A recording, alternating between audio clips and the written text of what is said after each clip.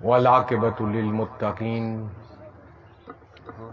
والصلاۃ والسلام علی سید الانبیاء والمرسلین اما بعد فاعوذ باللہ من الشیطان الرجیم بسم اللہ الرحمن الرحیم یا ایھا الذین آمنوا اتقوا اللہ وکونوا مع الصادقین صدق اللہ العظیم وصدق رسولہ النبی الکریم الامین ونحن علی ذلک لمن الشاہدین والشاکرین والحمد للہ رب العالمین۔ سب سے پہلے میں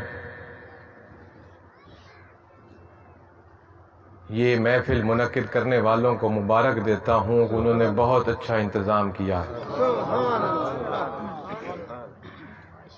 بلکہ یہ ایک باہر چک سے باہر بھینی پر ایک محفل ہے،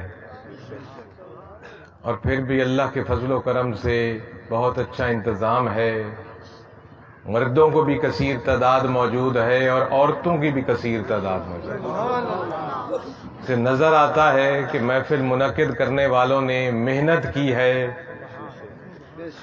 اور اللہ رب العزت ان کی ان محنت کو قبول فرمائے کہ انہوں نے اس جنگل میں منگل لگا کر ایک اللہ اور اس کے رسول کے ذکر کی محفل سجا کر اس زمین کے چھوٹے سے ٹکڑے کو اس وقت جنت کا باغ بنا دیا ہے۔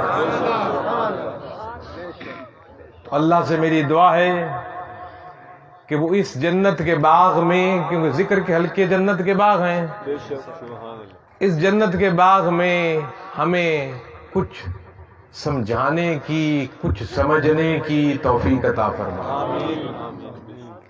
میرے سامعین، جو مرد اور عورت موجود ہیں انتہائی سادہ اور دیہاتی لوگ بیٹھے ہیں، لہذا میں کوشش کروں گا کہ انتہائی سادہ بات کرنے کی کوشش کروں اور انتہائی ہی آسان زبان میں گفتگو کروں،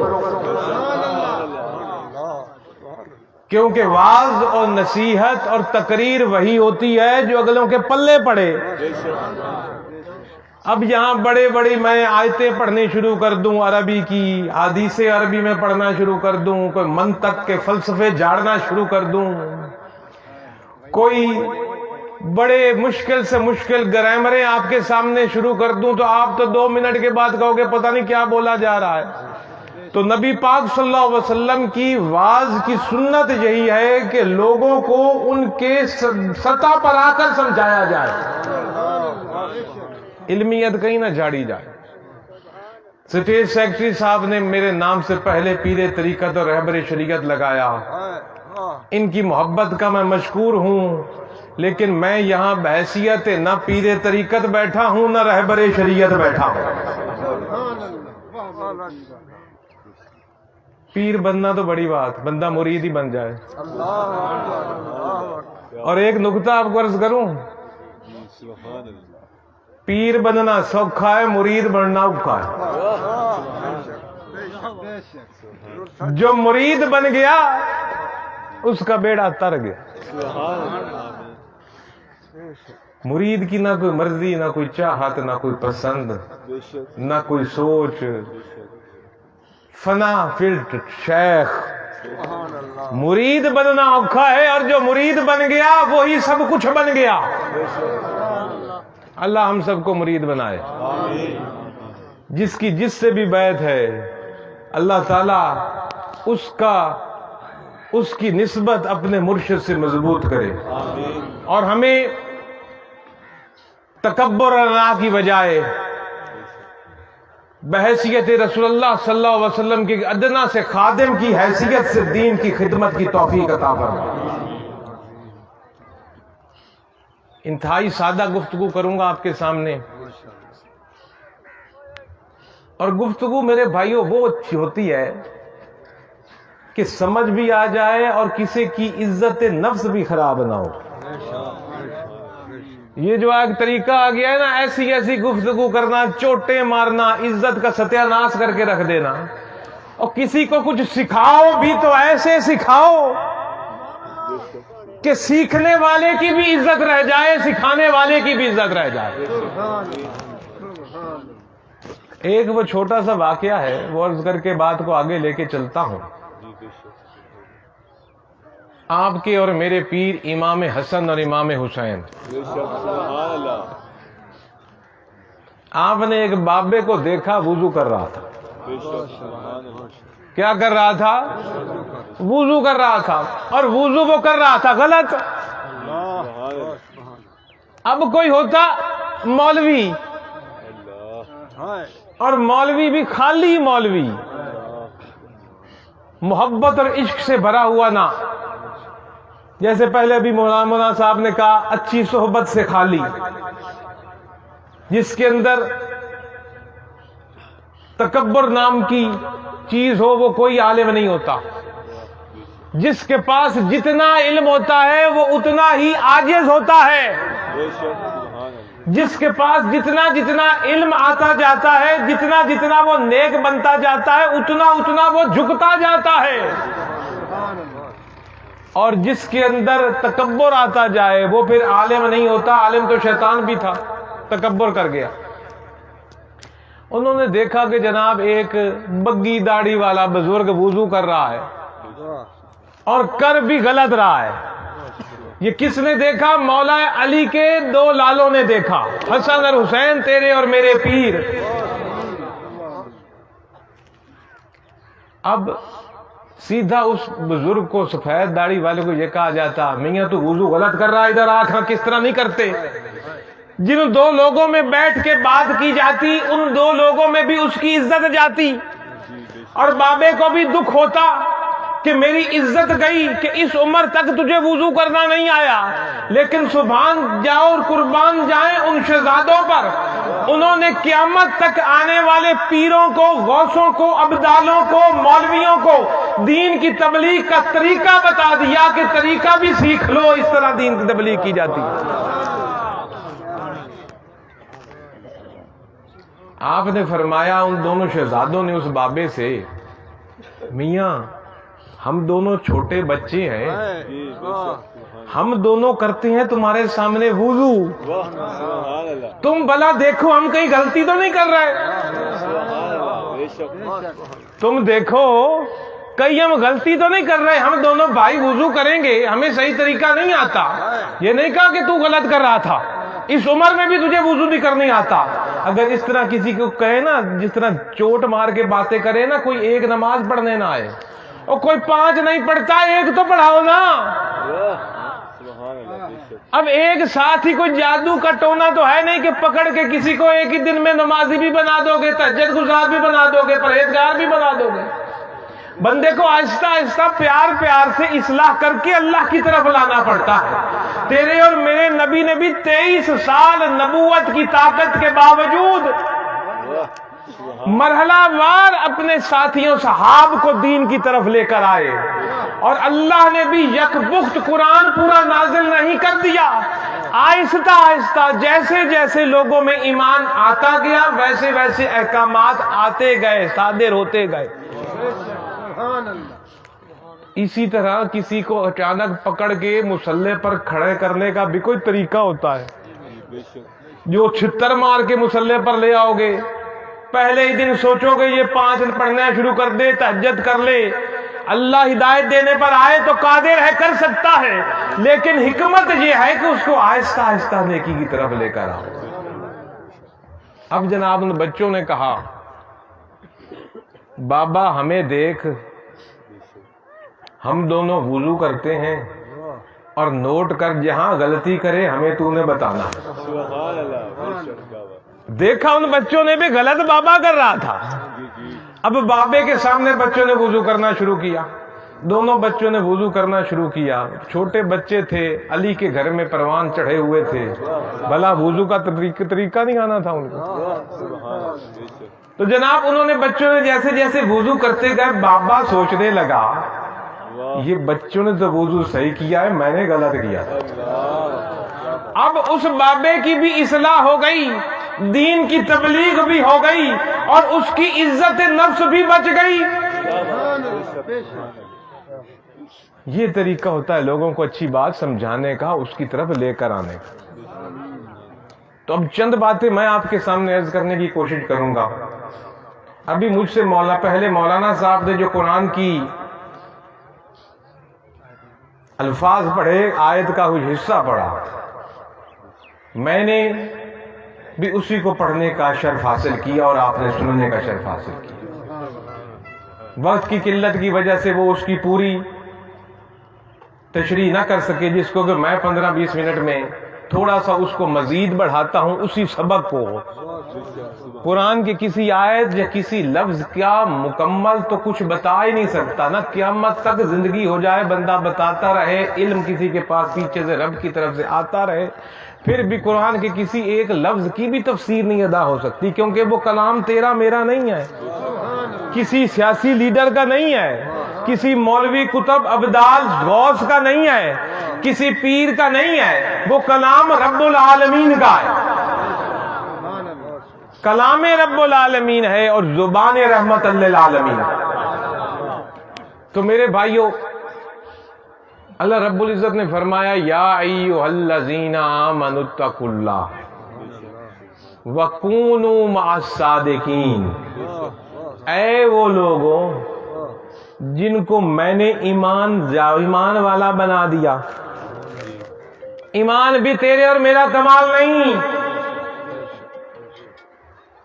مسلمان کے گھر پیدا ہو گئے، تیرا اور میرا کمال ہے۔ کسی سکھ کے گھر میں پیدا ہو جاتے، کسی یہودی کے گھر میں پیدا ہو جاتے، کسی آتش پرست کے گھر میں پیدا ہو جاتے، کیا تجھ سے اور مجھ سے رب نے پوچھا بھائی کدھر پیدا کروں؟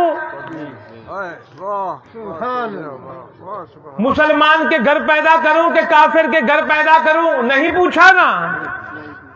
تو اس کا یہی احسان ہم اتار سکتے کہ اس نے کلمہ گو گھر میں پیدا کر دیا، مسلمان کے گھر پیدا ہو گیا، تو پیدا ہوا تو تیرے کان میں توحید اور رسالت کا اعلان ہو گیا اذان کے روپ میں، یا ایھا الذین آمنوا، اے وہ لوگوں جو ایمان یافتہ ہوئے ہو رب کے کرم سے، تقوی اختیار کرو۔ ایک فرمایا تقوی اختیار کرو، اور آگے فرمایا وَكُونُوا مَعَ الصَّادِقِينَ، اور جو سچے ہوں ان کے ساتھ ملو، ان کے ساتھ رہو۔ رب نے یہ نہیں فرمایا سچے بنو،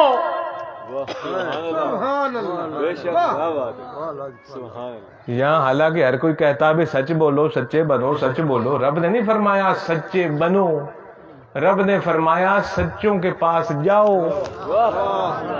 سچوں کے پاس بیٹھو، سچوں کے پاس اٹھو، سچوں سے دوستی اور یاری لگاؤ، سچوں کے پاس آنا جانا کرو۔ تو پتا چلا کہ جب تک سچوں کے پاس نہیں جاؤ گے سچے نہیں بنو گے۔ وہ صداقت جو رب کہتا ہے صداقت، وہ تبھی آئے گی جب صادقین کے قدم چاٹو گے، ان کی صحبت اختیار کرو گے، ان کے جو وہ کر رہے ہیں وہ کرو گے، تو جو صادقین کر رہے ہیں تب صادق بنو گے۔ یا ایھا الذین آمنوا اتقوا اللہ وکونوا مع الصادقین، اے لوگوں تقوی اختیار کرو اور سچے لوگوں کے ساتھ جا کر بیٹھو۔ تقوی جب آ جائے نا کہ تقوی اختیار کرو، اس تقوی کا لفظ قرآن میں بار بار آیا ہے، ایک جگہ پر نہیں آیا، اور عام اس کا معنی ہم کرتے ہیں، بڑی میں سادہ انداز میں گفتگو کرنے سے کوشش کر رہا ہوں، اللہ کا ڈر۔ یا ایھا الذین آمنوا اتقوا اللہ، اے ایمان والو اللہ سے ڈرو۔ اب یہ اللہ سے ڈرنا کیا ہے؟ وہ کوئی جیلر ہے؟ وہ کوئی کوڑا ہاتھ میں پکڑ کے بیٹھا ہے؟ اس نے کوئی ہمیں مار کے لیترا کرنا ہے ہمارا؟ اس کی تو پہلی صفت ہی ہے رحمان اور رحیم۔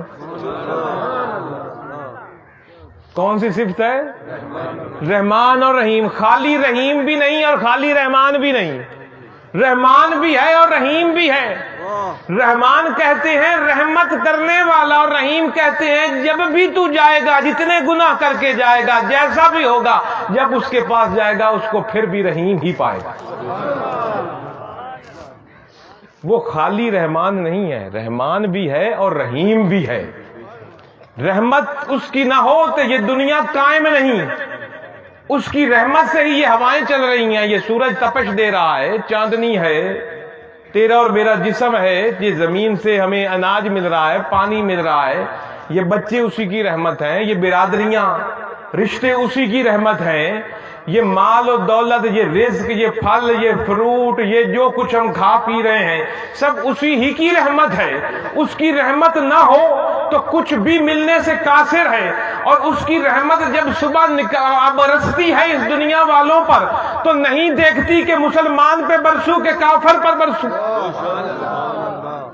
ایسا رحمان ہے، ایسا رحمان ہے کہ جب اس کا سورج مشرق سے نکلتا ہے تو وہ یہ حکم نہیں دیتا سورج کو کہ صرف اس کے گھر روشنی دینا جس نے مجھے اللہ مانا ہے، دوسروں کو نہ دینا۔ سورج بغیر کسی امتیاز کے ہر کسی پر روشنی بکھیرتا ہے۔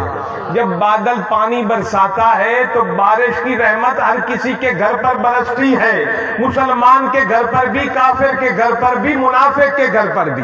زمین اناج اگلتی ہے تو ہر کسی کے لیے، پانی دیتی ہے تو ہر کسی کے لیے، یہ جانور دودھ دیتے ہیں تو ہر کسی کے لیے۔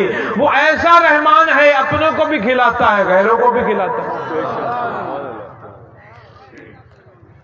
وہ اپنوں کو بھی کھلاتا ہے، غیروں کو بھی کھلاتا ہے۔ اور صرف رحمان ہی نہیں، پھر رحیم بھی ہے۔ جیسے کہ ماں باپ کو اولاد سے پیار ہوتا ہے، اور اللہ رب العزت فرماتا ہے کہ جتنا مجھے اپنے ایک بندے سے پیار ہے 70 ماؤں سے بھی زیادہ۔ یہی بات ہے نا جی مولانا صاحب، کہ مجھے اپنے بندے سے پیار ہے، کس سے؟ 70 ماؤں سے بھی زیادہ۔ اور کس بندے سے پیار ہے 70 ماؤں سے بھی زیادہ؟ عام گناہگار سا بندہ، کوئی لکیر نہیں کھینچی کہ جناب اپنے ولی سے اتنا پیار کرتا ہوں 70 ماؤں جتنا، یا نبی یا رسول سے 70 ماؤں جتنا پیار کرتا ہوں۔ فرمایا عام بندے سے میں 70 ماؤں سے بڑھ کر پیار کرتا ہوں، تو خود سوچئے ولی، ابدال، کتب، غوث، نبی اور رسول کہاں ہوں گے؟ اس پر ان کے انعام کا اور پیار کا کیا عالم ہوگا جب گناہگار پر بھی 70 ماؤں سے بڑھ کر پیار کرتا ہے۔ وہ اس لیے اب دیکھو کہ ماں بڑا پیار کرتی ہے، باپ بڑا پیار کرتا ہے، لیکن اگر بچہ نافرمان ہو جائے تو ایک موقع پر ماں اور باپ بھی ناراض ہو جاتے ہیں۔ اسی طرح ہے نا، ناراض ہو جاتے ہیں نا، پھر کوئی جاٹے بھی دڑکے ڈاتے ہیں آئے جمیا، اسی طرح ہے نا، منت کر کر کے لیتے ہیں، منتیں لے کر جب ہو جائے بھیڑا بن جائے تو پھر کہتے ہیں پتہ نہیں کیڑا دے آئیے جام پہ میرے گناہ مدی شامت۔ ماں باپ جو کہ اتنا پیار کرتے ہیں، لیکن رب یہ نہیں کہتا۔ رب فرماتا ہے میں ایسا رحیم ہوں، 1 گناہ چھوڑ، 10 گناہ چھوڑ، سر کے بال سے لے کر پاؤں کی انگلیوں کے ناخن تک گناہوں میں لدا ہوا ہے، سیاہکار ہے، بدکار ہے۔ جس وقت بھی احساس کر کے توبہ کر کے میری طرف رجوع کرے گا مجھے پھر بھی نہیں پائے گا۔ وہ ایسا رب ہے۔ تو یہ اللہ سے ڈرنا، وہ کوئی جیلر تو ہے نہیں، ظالم تو ہے نہیں۔ رب خود فرماتا ہے مجھے کیا پڑی ہے تمہیں سزا دینے کی، اور مجھے کیا پڑی ہے تمہیں دوزخ میں پھینکنے کی، تم خود ہی اپنی کرتوتوں سے ادھر جاتے ہو، مجھے تو کوئی شوق نہیں ہے۔ رب کو تو شوق ہے بخشنے کا، کبھی رمضان کا مہینہ بھیج کے بخشتا ہے، تو کبھی نماز کی صورت میں بخشتا ہے، تو کبھی زکوٰۃ کا 54 58 دے کر تمہیں معاف کر دیتا ہے، تو کبھی حج کے بہانے معاف کر دیتا ہے، تو کبھی کسی غریب کے سر پہ ہاتھ پیار کر رکھنے سے معاف کر دیتا ہے، کبھی کسی کو بھوکے پیاسے کو روٹی پانی کھلا دینے سے معاف کر دیتا ہے، اور کبھی کسی بے زبان جانور کو پانی پلا دینے کے صدقے معاف کر دیتا ہے، اور کبھی کسی اللہ والے کا ہاتھ ادب سے چوم لینے کے صدقے معاف کر دیتا ہے۔ کبھی تو وہ تو بہانے ڈھونڈتا ہے، نئے نئے بہانے ڈھونڈ کر بندے کو بخشنا چاہتا ہے وہ. اس کو شوق نہیں ہے ہمیں دوزخ سے جلانے کا, اس کو شوق نہیں ہے ہم پر زیادتیاں کرنے, اس کو کیا پڑی ہے ہم سے زیادتی کرنے کی. وہ رب ہے, ہم بندے ہیں. وہ خالق ہے, ہم مخلوق ہیں. ہمارا کوئی میل اور مقابلہ ہی اس سے نہیں ہے. ہم تو مجبور ہیں اس کے ایک ایک جگہ پر, اور وہ کسی کا مجبور نہیں. وہ کہتا ہے ہو جا تو ہو جاتا. اب جناب یہ اللہ سے ڈرنا حقیقت میں میرے بھائیوں سمجھ آ رہی ہے نا میری بات؟ ہمیں اللہ سے ڈرایا ہی نہیں جاتا. ہم اکثریت جو واضح نصیحت کرنے والے ہیں, ہمیں اللہ سے ڈرایا ہی نہیں جاتا. ہمیں ڈرایا جاتا ہے دوزخ سے. کس سے ڈرایا جاتا ہے؟ دوزخ سے. اسی طرح میں جناب دوزخ کی آگ سے, کہ جناب دوزخ میں جا گرو گے, وہاں اس کا ایندھن بندے اور پتھر ہیں. وہاں جناب پیپ پیو گے, اپنے سر پہ پتھر پھینکے جائیں گے, اور پتہ نہیں جی کیا کیا جائے, کس قسم کا جب کانٹوں کا لباس ہوگا, اور پتہ نہیں کیا کیا پلایا جائے گا. یہی نقشہ کھینچا جاتا ہے نا. ہمیں ڈرایا جاتا ہے دوزخ سے. تو یہ تو تقویٰ کوئی نہ ہوا نا, یہ تو دوزخ کا ڈر ہوا. ڈر تو وہ ہے جو اللہ کا ہے, دوزخ کا نہ ہے. نعرہ تکبیر, نعرہ رسالت, شاید حضور ناز جہاں. ہمیں گناہ سے روکا جاتا ہے دوزخ کے ڈر سے, اور نیکی کی طرف بلایا جاتا ہے جنت کے لالچ میں. یہاں دوزخ اور جنت ہے, اللہ کہاں ہے؟ یہ چھوٹی سی بات سمجھ کر چلے جاؤ نا یہاں سے, تو میں کامیاب ہو جاؤں گا. ہم نے ڈرنا ہے اللہ سے, ہم نے راضی کرنا ہے اللہ کو. ہم نے دوزخ سے نہیں ڈرنا, اور نہ ہم نے جنت کے لالچ میں نیکیاں کرنی ہے. نہ ہم نے جنت کے لیے نماز نیتنی ہے, نہ ہم نے جنت کے لیے روزہ رکھنا ہے, نہ ہم نے جنت کے لیے زکوٰۃ اور حج ادا کرنی ہے, نہ ہم نے جنت کے لیے جناب والا یہ سب کچھ کرنا ہے جس کو آپ نیک اعمال کہتے ہو. ہم نے کرنا ہے اللہ کے لیے, جنت کے لیے نہیں کرنا. اور ہم نے گناہوں سے اور برائیوں سے اللہ کی خاطر رکنا ہے, اللہ سے ڈر کے رکنا ہے, دوزخ کے ڈر سے نہیں رکنا. اور جس کے بندے کے پلے میں اللہ کا ڈر پڑ جائے نا, دوزخ کا نہ ہو, جنت کا لالچ نہ ہو, وہ ہوتا ہے حقیقی تقویٰ. یہاں فرماتا ہے اللہ, یا ایھا الذین آمنوا اتقوا اللہ, کہ اے لوگو اللہ سے ڈرو, اس کی آنکھ تجھے ہر جگہ دیکھ رہی ہے. وہ رحمان بھی ہے اور رحیم بھی ہے, تجھے کھلا بھی رہا ہے, پلا بھی رہا ہے, پال بھی رہا ہے, اس وجہ سے کہ کبھی تو میری طرف آئے گا. یہ نظریہ رکھ کر تقویٰ اختیار کرو. وَكُونُوا مَعَ الصَّادِقِينَ. اور رب نے فرمایا کہ اس حقیقی تقوی کو اگر پانا ہے کہ تقویٰ کیا چیز ہے, تو ان صادقین کے پاس جاؤ جو واقعی رب سے ڈرتے ہیں. تبھی پتا چلے گا تقویٰ کس چیز کا نام ہے. کتاب پڑھنے سے تقویٰ نہیں آئے گا, روزہ رکھنے سے تقویٰ نہیں آئے گا, حج اور زکوٰۃ ادا کرنے سے تقویٰ نہیں آئے گا. یہ تو سارے ایک مراحل ہیں تقوی تک پہنچنے کے لیے. ان تمام مراحل سے گزر کر صادقین کی صحبت میں جا کے بیٹھو گے, جب اس کے ساتھ اٹھو گے, بیٹھو گے, چلو گے, پھرو گے, تو دیکھو گے اس چیز کا نام ہے تقویٰ. کیونکہ وہ صادق کا چلنا بھی رب کے مطابق, بیٹھنا بھی رب کے حکم کے مطابق, کھانا پینا بھی اس کے مطابق, رضا کے لیے, اس کا سب کچھ ہوگا ہی رب کی خاطر. جب ایسے کے پاس تو جائے گا, ایسے کی سنگت میں جائے گا, تو بھی ویسا ہی بن جائے گا. تکبیر, نعرہ رسالت, نعرہ تحقیق, نعرہ حیدری, نعرہ حیدری.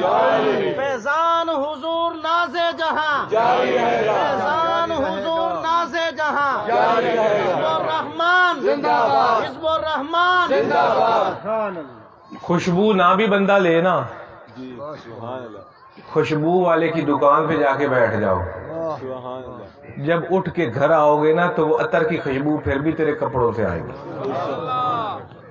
اور اگر کسی گندی جگہ پر جا کر بیٹھ جاؤ جہاں بدبو ہو، اس گند میں ہاتھ نہ بھی ڈالو نا تو وہ بدبو آتی آتی اخیر تمہارے کپڑوں سے بھی اس کی مہک اٹھے گی۔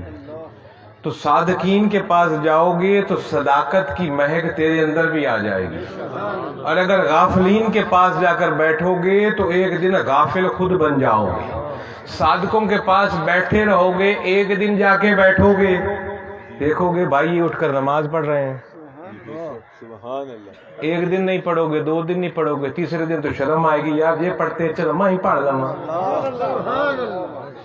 اسی طرح ہے نا، تو جب ان کے ساتھ چلتے چلتے چلتے عادت پڑ جائے گی، جس چیز سے وہ روکیں گے جب تو بھی رکا رہے گا، رکتا رکتا جیسے وہ ویسے ہو جائیں گے۔ اب یہ صادق کون ہیں؟ ان کے بارے میں اللہ رب العزت نے فرمایا وَحَسُنَ أُولَٰئِکَ رَفِیقًا،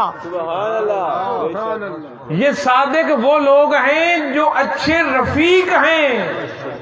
رفیق اور دوست میں فرق ہوتا ہے، رفیق اور دوست میں ایک ہوتا ہے دوست، ایک ہوتا ہے یار، ایک ہوتا ہے رفیق، رفاقت دار۔ دوست اور یار، تیرا دوست اور یار ہوتا ہے، لیکن رفیق وہ ہوتا ہے جو تیرا ہم سفر ہو، جدھر وہ جائے اس کے ساتھ رہو، اس کو رفیق کہتے ہیں۔ رفیق کس کو کہتے ہیں؟ جو جدھر جائے اس کے ساتھ چلنے والے کو رفاقت دار رفیق کہتے ہیں۔ دوست اور یار ہر جگہ پر نہیں ہوتا، رفیق ہر جگہ پر ہوتا ہے۔ مثال کے طور پر جیسے پہلے مولانا صاحب نے بھی مثال دی، یہ آپ بیٹھے ہو، یہاں سے ایک بندہ کہے میاں حاجی صاحب مجھے ٹوبے جانے کا رستہ بتاؤ، حاجی صاحب پوری تفصیل بتائیں گے، بھائی رکشے پہ چڑھ، مین روڈ پہ اتر، مین روڈ پہ بس پہ چڑھ، بس کدھر والی بس جو ٹوبے جا رہی ہو اس بس پہ، اس پہ چڑھ، پھر وہ تجھے اڈے میں اتارے گا، وہاں جناب تو ٹوبے شہر میں اترے گا، پھر کس جگہ جانا ہے پوچھتا پوچھایا 100 گھنٹے لگیں گے سمجھاتے ہوئے، وہ سمجھتے سمجھتے کوئی بات سمجھ آئے نہ آئے، کوئی پتہ تو جا کے کمالیے بھاگ جائے، کیونکہ حاجی صاحب سے سفر اس نے پوچھا ہے۔ لیکن ساتھ ایک اور بندہ بیٹھا ہو اور وہ کہے بھی میں بھی ٹوبے جا رہا ہوں، چلا، کیا بات، جس رکشے میں میں بیٹھوں تم بھی بیٹھ جانا، جہاں میں اتروں تم بھی اتر جانا، جس بس میں میں بیٹھوں تو بھی بیٹھ جانا، جس بس سے میں اتروں تو بھی اتر جانا، جب میں ٹوبے پہنچوں گا تو بھی ٹوبے پہنچ جائے گا۔ بالکل اسی طرح سے ایک صادق اور رفیق کے ساتھ جب تو رہے گا، اس کو صرف دوست نہیں بنائے گا، اس کو رفیق بنائے گا، اپنا ساتھ چلنے والا بنائے گا، تو وہ چلتا چلتا رب کے قرب کی منزلیں طے کرتا کرتا جس منزل پر بھی پہنچے گا تو بھی ساتھ ہوگا۔ اس لیے رب العزت نے فرمایا یہ جو صادقین لوگ ہیں وَحَسُنَ أُولَٰئِکَ رَفِیقًا، یہ کیا ہی خوبصورت رفیق ہے آپ کے۔ یہ نہیں فرمایا کیا ہی خوبصورت دوست ہیں، یا کیا ہی خوبصورت ساتھی ہیں، یا کیا ہی خوبصورت یار ہیں۔ وَحَسُنَ أُولَٰئِکَ رَفِیقًا، اور کیا ہی خوبصورت ساتھی ہیں۔ تو اے اللہ یہ صادق ہیں کون لوگ؟ یہاں تو ہر بندہ ہی سچا ہے۔ آج کے دور میں تو بندے کو، آپ کو تو پتہ نہیں شرم آتی ہے یا نہیں آتی، مجھے تو آتی ہے، سٹیجوں پر کھڑے ہو کر اس سپیکروں پر ایسے سینہ تاڑ کے جھوٹ بولتے ہیں نا، اللہ کی پناہ، اور سچے بنے ہوئے سارے جہان کے آگے۔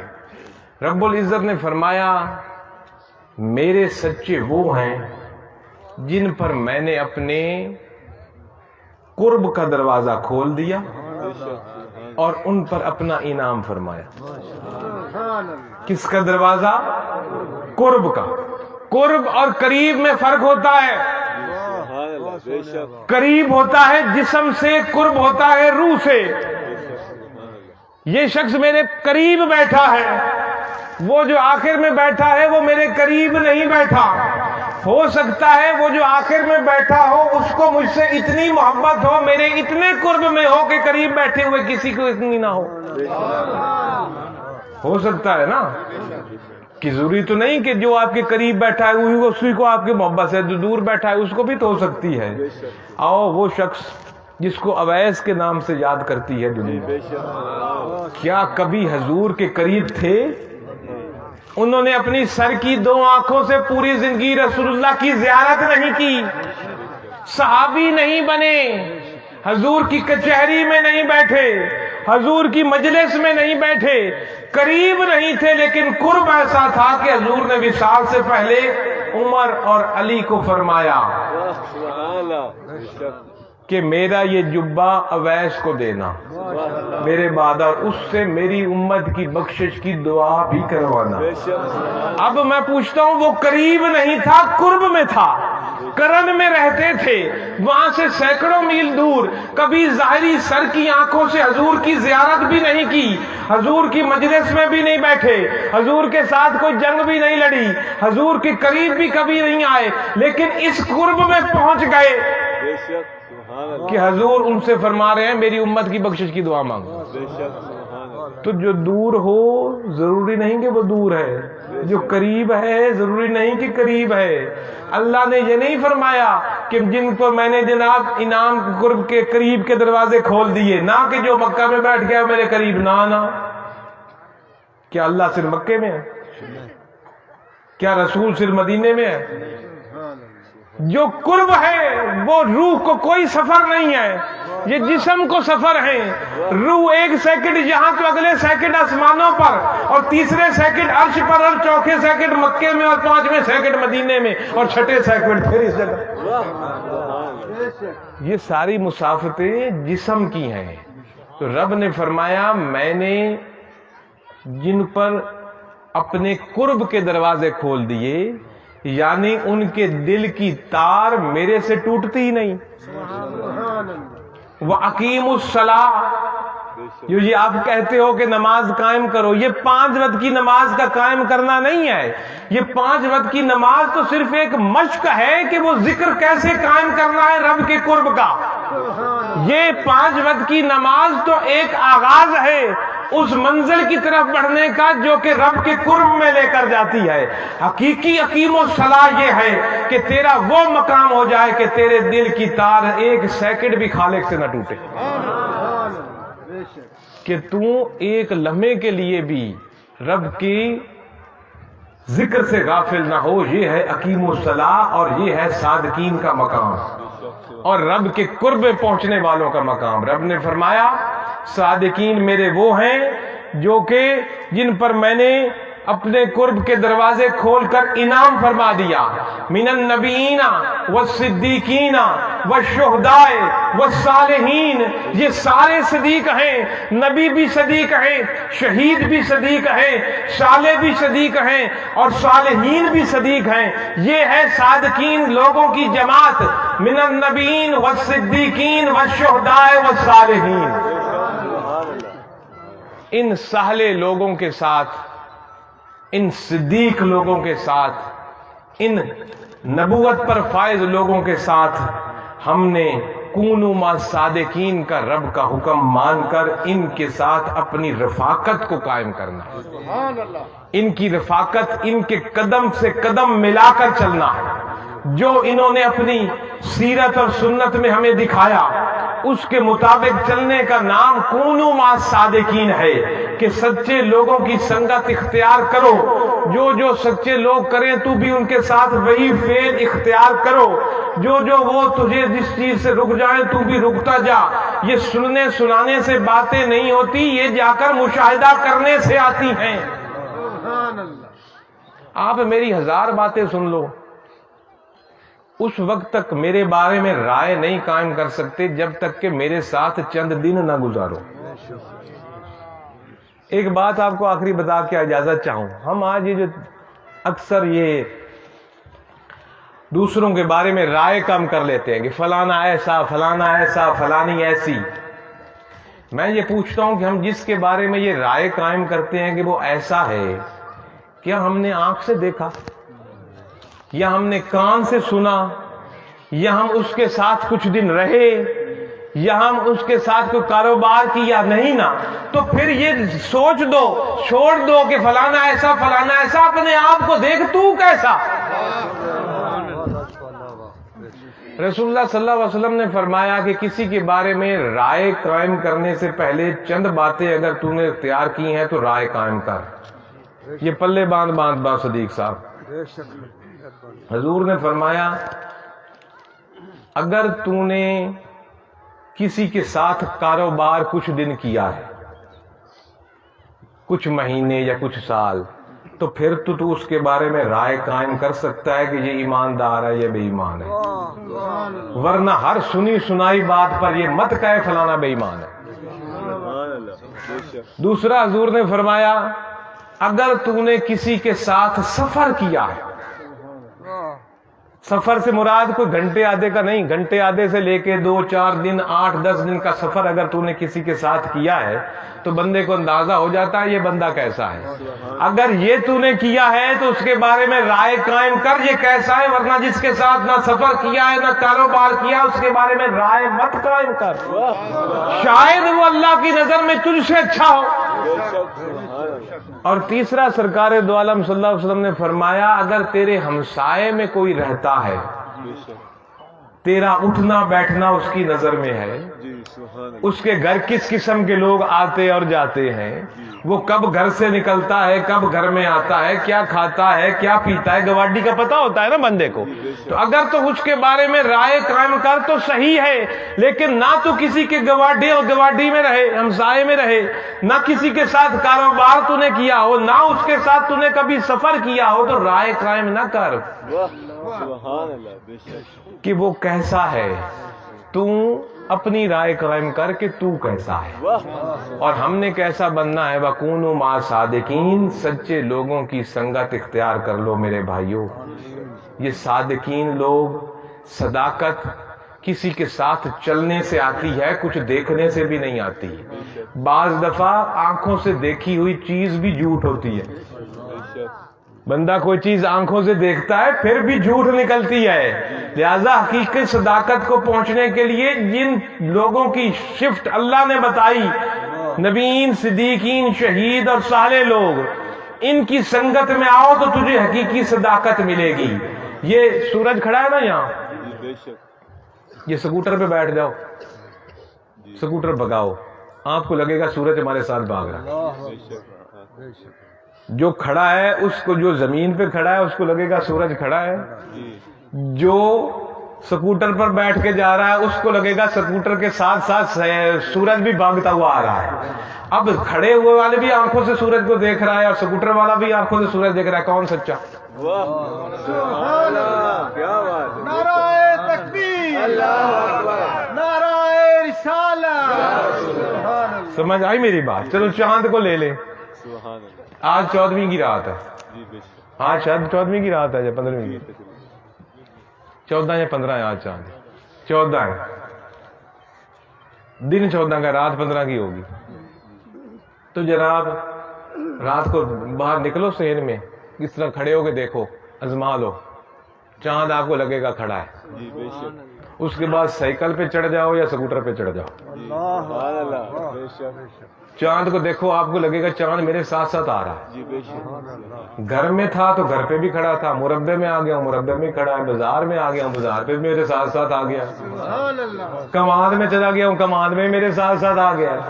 اب کوئی کماند میں بھی سورج ہوا، چاند اوپر، گھر میں بھی چاند اوپر، بازار میں بھی چاند اوپر، مسجد میں بھی چاند اوپر۔ اب جو کھڑا ہے اس کو بھی چاند اوپر نظر آ رہا ہے، اور جو چل کر کہیں جا رہا ہے اس کو بھی لگ رہا ہے چاند میرے پیچھے پیچھے آ گیا۔ اب سچا کون ہے، چلنے والا کہ کھڑا؟ جی اب ہمیں علم نے بتانا ہے اور صادقین نے بتانا ہے کہ چاند کھڑا ہے کہ چل رہا ہے، اور سچا کون ہے، سکوٹر پہ بیٹھ کر چاند دیکھنے والا کہ کھڑے ہو کر چاند دیکھنے والا۔ حالانکہ دونوں نے اپنی آنکھوں سے دیکھا، آنکھوں سے مشاہدہ کیا۔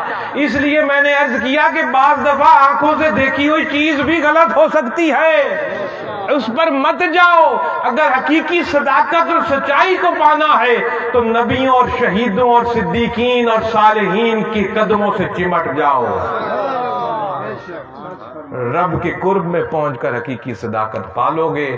اللہ رب العزت ہمیں تقوی عطا فرمائے اپنا، اور اس تقوی کی صورت میں ہمارے عملوں میں نماز بھی آئے، روزہ بھی آئے، زکوٰۃ اور حج بھی آئے۔ ہمارے کردار میں سچائی بھی آئے، پیار بھی آئے، محبت بھی آئے، سخاوت بھی آئے، اور ہمیں صداقت سے بھرے ہوئے لوگوں کی سنگت زندگی میں نصیب فرمائے، تاکہ ہمارے دلوں پر جو زنگ لگے جب بھی ہم ان کی مجلس میں جائیں تو ہمارا زنگ وہ اتارے۔ اللہ رب العزت ہمارا آنا، سننا، سنانا، بیٹھنا قبول فرمائے۔ جن لوگوں نے یہ محفل منعقد کی ان کی کوشش قبول فرمائے، جو جتنا بھی چل کر آئے اللہ ان کا آنا قبول فرمائے، ان کے مال میں، رزق میں، صحت میں، اولاد میں برکت عطا فرمائے۔ اللہ ہم سب کا حامی و ناصر ہو۔ وآخر دعوانا ان الحمدللہ رب العالمین۔